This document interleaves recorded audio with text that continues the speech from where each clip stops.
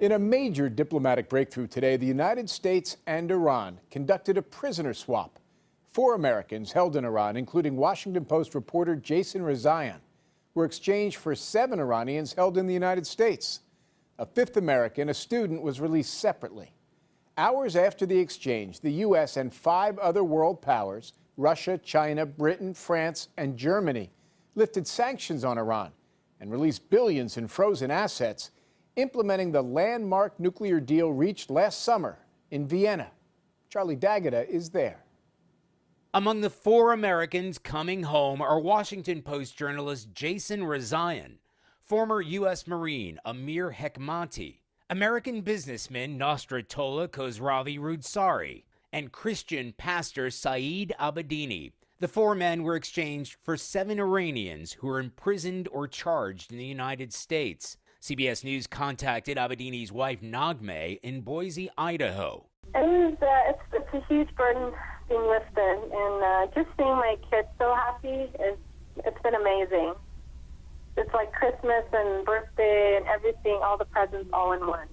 A 5th American, Matthew Trevithick, was also set free after 40 days detention in an Iranian jail.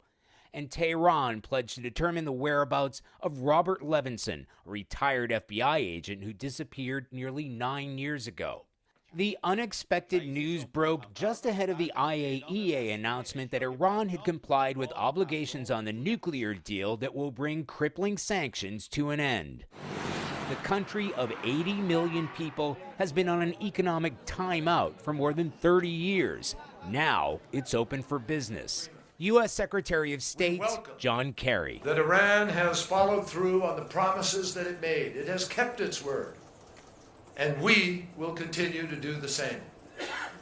But we will also remain vigilant in verifying Iran's compliance every hour of every day in the years ahead.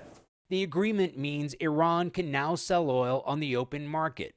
The country will have access to the global banking system.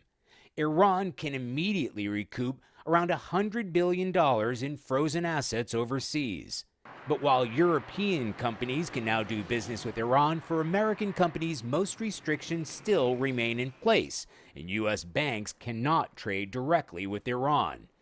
The prisoner swap may be a gesture of goodwill between both countries, Jim, but even before the nuclear deal was inked, the White House said there remains ample reason to distrust Iran.